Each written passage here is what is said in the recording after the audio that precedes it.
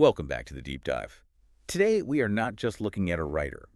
We are, I think, looking at a force of nature. Oh, absolutely. A force of nature is the perfect way to put it. We're unpacking the life and mind of a woman who defied practically every single box the world tried to put her in. We're talking about a literary titan who recently left us, but whose voice is probably louder now than it's ever been. We're talking about the one and only Maryse Condé. A truly fascinating subject. And so timely, like you said, because we're reflecting on her massive legacy following her passing just recently.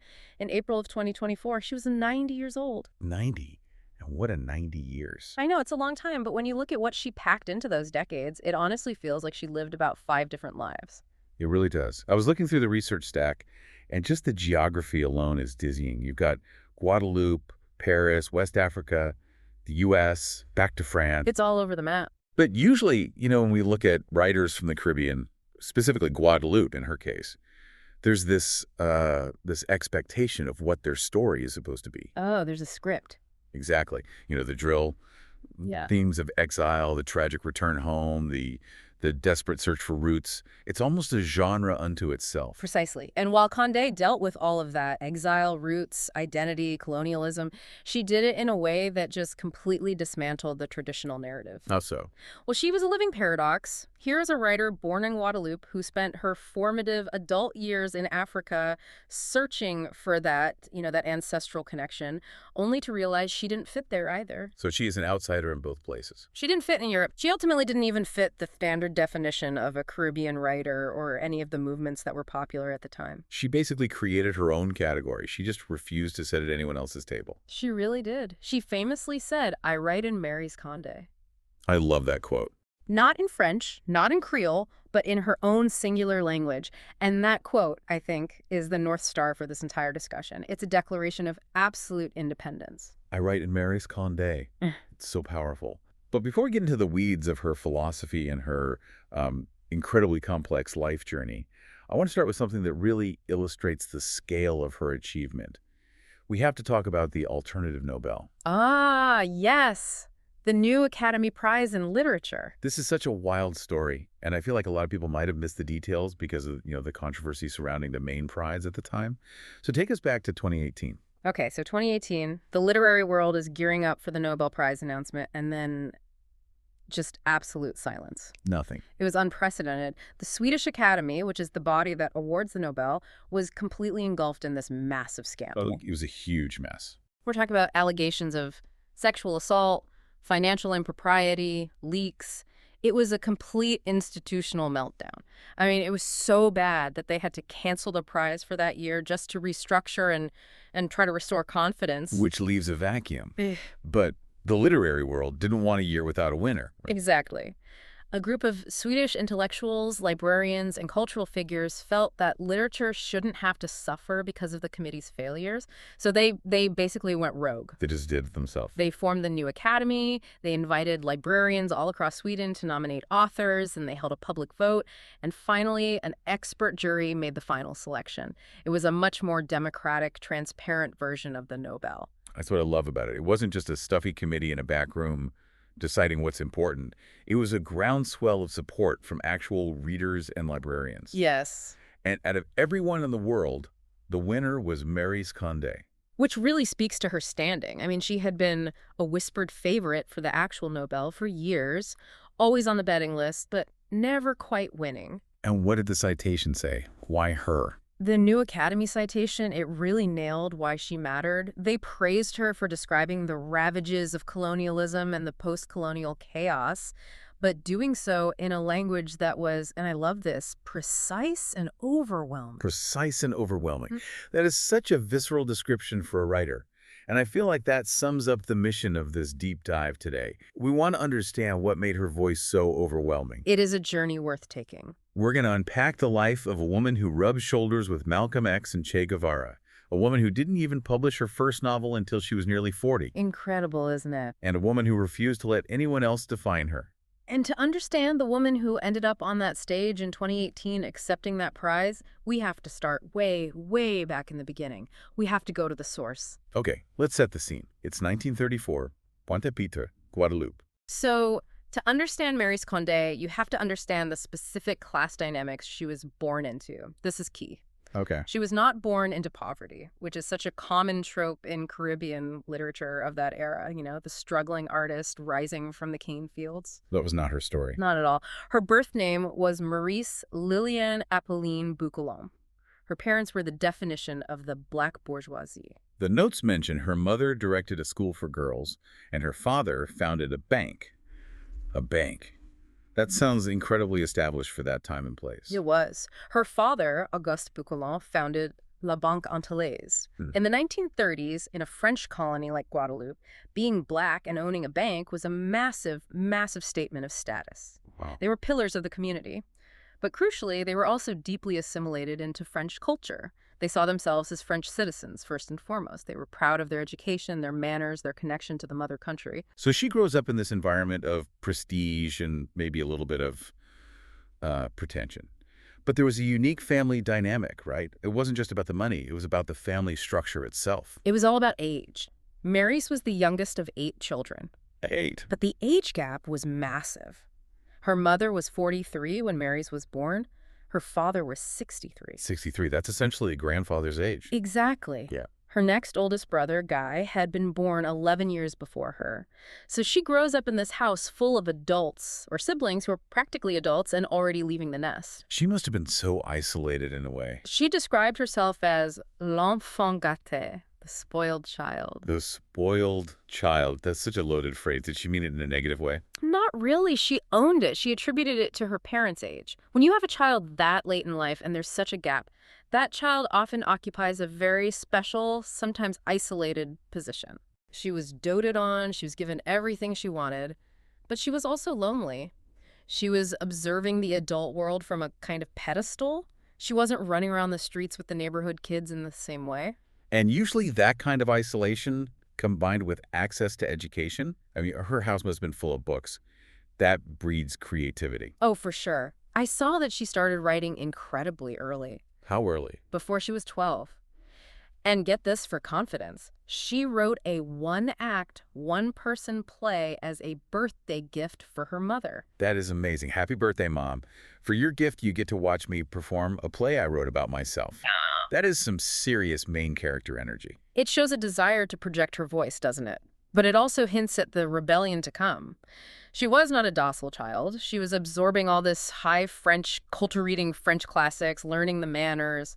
But she was chafing against the constraints of her class. Right, because being bourgeois in Guadeloupe at that time meant acting a certain way. You had to be proper. You had to, represent the race well. Exactly. You had to uphold the image of respectability. And Maryse, well, she struggled with that. She was naturally inquisitive and maybe a bit wild. She graduated high school, and then, as was the custom for her class, she was sent to the Lycée Fénelon in Paris. The natural next step. Go to the mother country to finish her education and become a proper French lady. That was the plan. But the mother country didn't exactly embrace her, and she certainly didn't embrace the rules. What happened? She was expelled after 2 years. Expelled. From a prestigious school like that. That's a big deal. Do we know the specific incident? The records are a bit vague on the one big incident, but they suggest a general persistent, rebellious nature. She just wasn't falling in line. She was loud. She was opinionated. And she was discovering Paris wasn't what she thought it was. That's the key. She was discovering that the France her parents idolized, this land of liberty, equality, fraternity, was actually a cold, alienating place for a black woman. The racism she encountered in Paris was a shock compared to her protected upbringing in Guadeloupe. So she gets kicked out of the fancy lycée. Does she go home in shame? Does she apologize to her banker father? Absolutely not. She doubles down. She moves to the Sorbonne Nouvelle to study literature. But she's not just studying. She's getting politically organized. Oh, interesting. She helps establish the Luis Carlos Prestes Club. Luis Carlos Prestes, the Brazilian communist leader. The very same. So you have this young woman from a spoiled, conservative, upper-middle-class background in Guadeloupe, moving to Paris, getting kicked out of prep school, and then diving headfirst into leftist anti-colonial politics. Wow. She's shedding that bourgeois skin and fast. That is a radical pivot. Yeah. It's like she looked at the path that was laid out for her and just took a hard left turn. And that political awakening, that sets the stage for the next, arguably most defining chapter of her life. Oh, absolutely. We need to talk about the African Odyssey. This is the crucible. This is where Maryse Condé is truly forged. Without these next 12 years, we just don't get the writer we know. And I think we need to pause here and contextualize this for you, the listener, because today we have a very specific view of going back to Africa.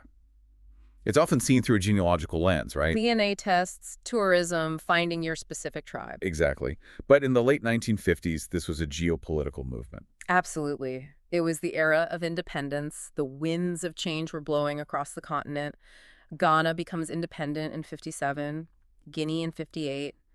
There was this feeling among the Black diaspora in the U.S., the Caribbean, Europe, that Africa was rising. The sleeping giant was waking up. And they needed to be part of it. They wanted to help build this new world. It wasn't just about visiting. It was about contributing to a revolution. There's an ideological quest. Exactly. It was idealistic. It was romantic. And Condé gets completely swept up in this current. It all started with a play, appropriately enough. In 1958, she was at a rehearsal for Jean Genet's famous play, The Blacks. La Maigre. And there, she met a Guinean actor named Mamadou Condé. And things moved pretty fast from there. Very fast. They married in August 1958, and by November 1959, she was moving to Africa.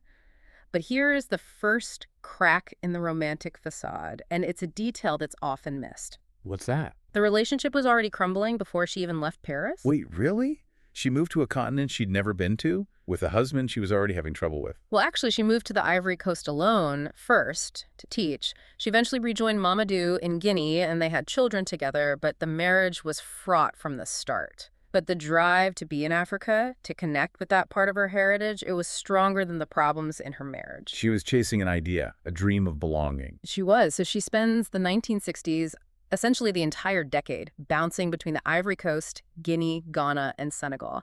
This is a tour of the absolute hotspots of West African independence. And look at the timing.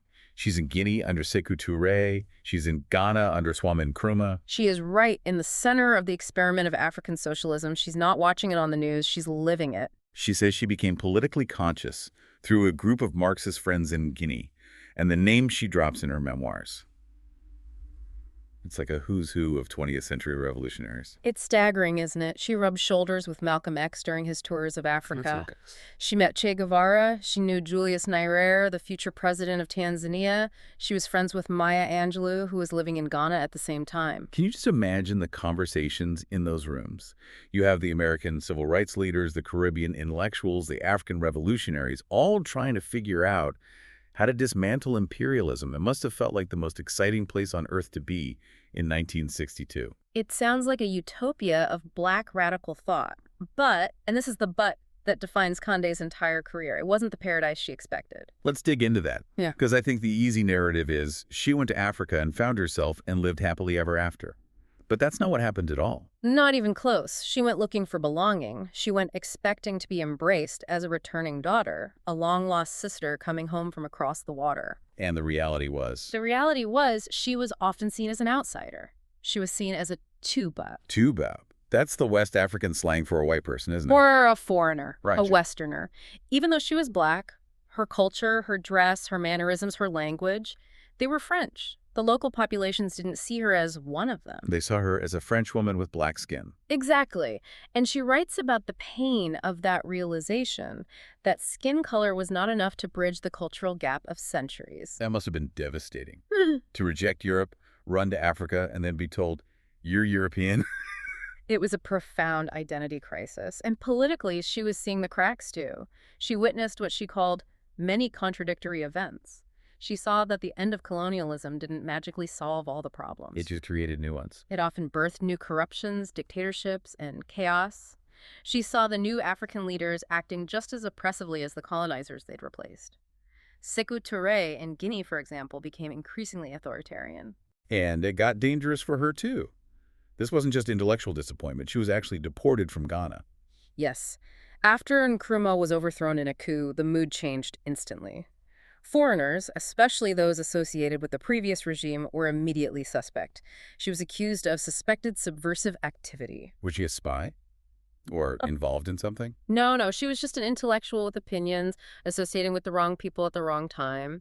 But being kicked out, being labeled a subversive, it just shattered the dream. So this period, which lasted until 1972, It destroyed that romanticized view of Africa that was so popular in the diaspora. It completely destroyed it, specifically the ideas of the Négritude movement. Right, we should define that quickly for the listener just so we understand what she was reacting against. Négritude. Négritude was a literary and political movement led by people like Aimé Césaire from Martinique and Léopold Sédar Senghor from Senegal. The core idea was a unified Black identity, that all Black people, regardless of where they lived, shared a common African soul or essence. All right, it celebrated traditional Africa as a source of pride, rhythm, purity. Very essentialist. Very. And Condé is living the reality on the ground and saying, this essence theory, it's not holding up. She lived the messy, complicated truth. She realized that shared ancestry didn't mean shared culture or shared politics. I feel like that experience is the fuel for everything that comes later. Because when she finally starts writing novels, she isn't writing fairy tales. She's writing about that mess. She's writing about that friction. But notice the timing. She leaves Africa in 1972. She worked for the BBC in London for a bit, then goes back to Paris to teach. But she doesn't publish her first novel until 1976. She was 42 years old. Yes. That is late, especially for someone who started writing a play at age 12. She clearly has this insane life experience. Yeah. Why until 42? She was very open about this. She said she lacked confidence. Really? She said she did not dare present her writing to the outside world. She felt intimidated by the great writers she admired. She just didn't think her voice was literary enough. That is so wild to hear from someone who would become a Nobel contender. It just goes to show you, imposter syndrome hits everyone. Doesn't matter who you are. And when she finally did start, she didn't tiptoe in. She kicked the door down. Her first novel was Hérémakhonon. Let's unpack that title. Hérémakhonon. It's a Malinke word. It literally means waiting for happiness. Which sounds lovely. Yeah. A nice story about finding joy. It was anything but. The book was a firestorm. It was published in 1976, and get this, it was actually pulled from the shelves of several bookstores in Africa and heavily criticized in Paris. Pulled from the shelves. Why? Was it sexually explicit or something? It wasn't the sex, though there was that. It was the politics. The book was a blistering critique of the success of African socialism. Oh, wow. Remember, in the 70s, supporting these independent African movements was almost a sacred duty for Black intellectuals. You don't criticize the revolution, you supported the cause. And here comes Condé saying, actually, this is failing, this is corrupt. The emperor has no clothes. She was airing the dirty laundry in public. She was critiquing the very thing she had gone to Africa to find, and the protagonist. The book is written as a first-person narrative, and it so closely parallels Condé's own life. But she stressed very heavily that it was not an autobiography. What did you call it? She called the main character an anti-moi, an anti-self. Ooh, I like that concept, an anti-self. Break that down for me. The character, Veronica, is a wealthy, educated Guadeloupean woman in Africa. But she isn't a hero. She isn't noble. She's characterized by what Condé called sexual libertinage. She sleeps with a minister in the corrupt government, a man she knows is corrupt. Wow. She's indifferent to the suffering of the people around her. She's searching for identity, but she's doing it in a way that is selfish, messy, and not at all the noble sufferer that people expected from Black female characters. So she alienates the political left by criticizing socialism. She alienates the nationalists by showing corrupt Africa. And she alienates traditionalists with a promiscuous anti-heroine. She really was fearless. Or perhaps she just couldn't be anything other than honest about her complexity. She refused to write propaganda. She wanted to explore the ambiguity of being a wealthy, educated Black woman in a poor Black country. That power dynamic fascinated her. Now, around this time, her personal life is changing too. She divorced Mamadou Condé in 1981, although they'd been separated for a long time. And then she makes a partnership that becomes incredibly important to her career. Yes. She meets Richard Philcox. Right. They married in 1982. Richard Philcox is British, a white Englishman, and he became the English language translator for almost all of her novels. That is such a unique dynamic. We'll definitely talk more about their specific process later because it gets really intense at the end of her life. But it's interesting that her voice to the English-speaking world is filtered through her white British husband. It absolutely is, and it allowed her to have a global reach that many Francophone writers struggle to achieve. But it also speaks to her refusal to be bound by racial categories in her personal life.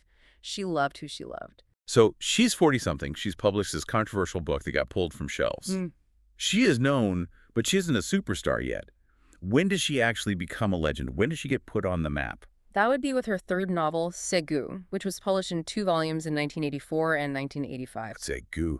Okay, this is the big one. If you only read one Condé book, this is usually the recommendation. This is the blockbuster. It's this massive historical epic set in the Bambara Empire of Mali. So we're going back before full colonization. We start in the late 18th, early 19th century. The Bambara Empire was a powerful animist kingdom. Condé traces its decline.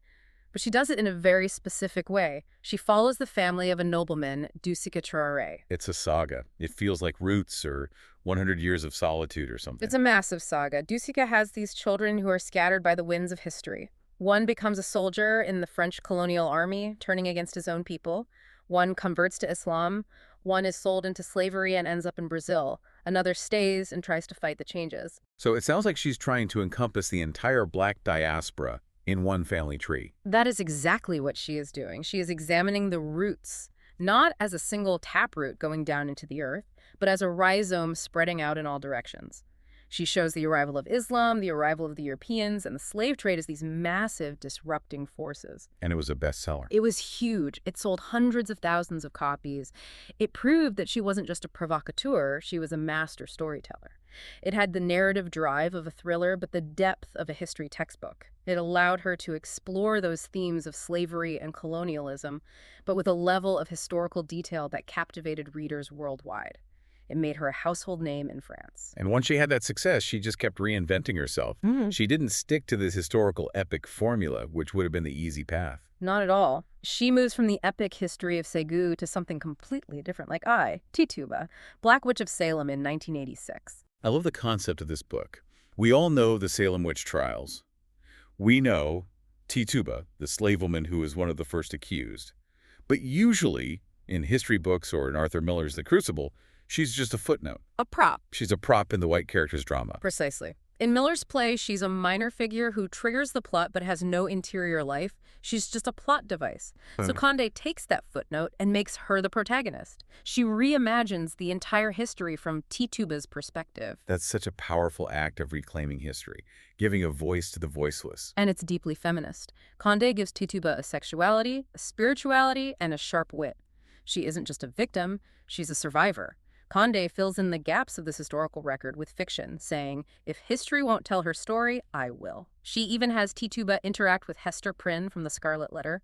She's mixing history and literature in this wonderful postmodern way. And then she does it again with Windward Heights in 1995. Ah, yes. Her reworking of Emily Bronte's Wuthering Heights. Which is such a bold move. I mean, Wuthering Heights is a sacred text to some people. You don't just mess with Heathcliff and Cathy. Unless you are Maryse Condé. She had read Bronte when she was 14. It stayed with her, the passion, the violence, the outsider on the moors. But she did something brilliant. She set the story in Guadeloupe and Cuba. Heathcliff becomes Razier, a darker-skinned outsider in a Caribbean context that's completely defined by colorism. She called it a perverse but joyful game. That's the quote. She said, to be part of so many worlds, part of the African world because of the African slaves, part of the European world because of the European education, is a kind of double entendre. Double entendre. 2 meanings. She used her heritage, which she saw as a mix, a hybrid, to reshape a classic of European literature.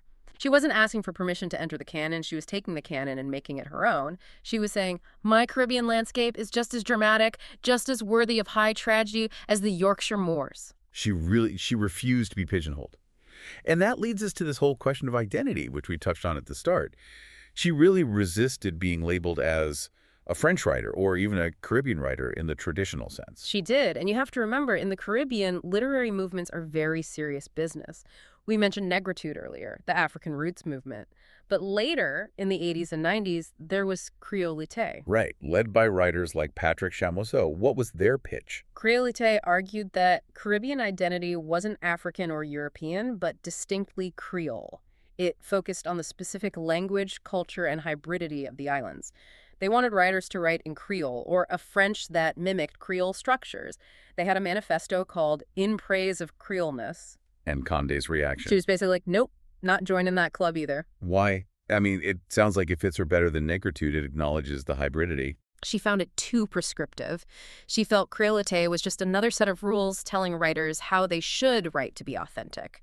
She didn't want to be told she had to use Creole words to be a real Guadeloupean writer. She wanted freedom. She wanted the freedom to be cosmopolitan. She wanted the freedom to write about Salem or Africa or Paris without having to check a box first. I write in Maryse Condé. There it is again. It's a declaration of independence. She's saying, my experience is the only validity I need. But we have to be clear. Just because she rejected these political movements doesn't mean she wasn't political. Oh, absolutely not. She admitted she couldn't write anything without political significance. She said, I have nothing else to offer that remains important. Her work is drenched in politics.